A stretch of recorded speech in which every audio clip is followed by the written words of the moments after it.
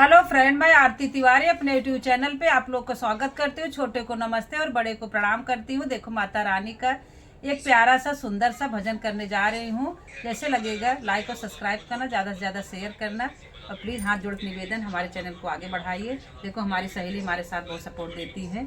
जय माता दी। अपने बसलू पहाड़ जननी, अपना बसलू पहाड़ जननी, तोरे दर्शन के तरसेला प्राण जननी। अपना बसलू पहाड़ जननी, तोरे दर्शन के तरसेला प्राण जननी।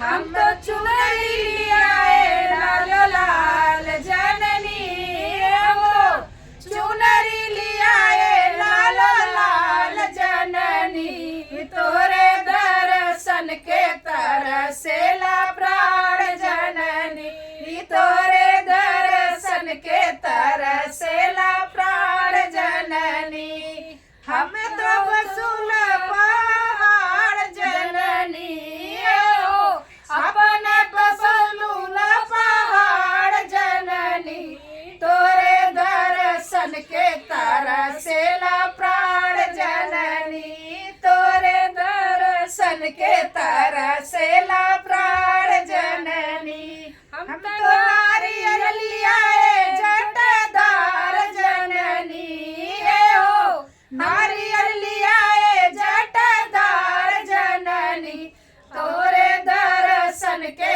तरसेला प्राण जननी, तोरे दर्शन के तरसेला प्राण जननी।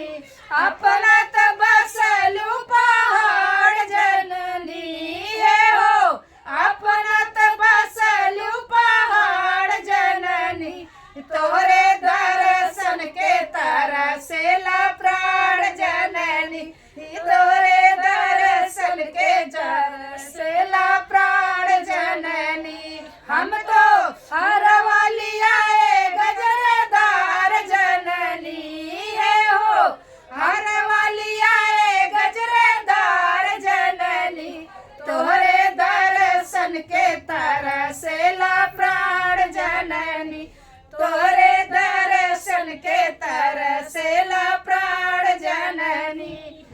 जय माता दी। इतना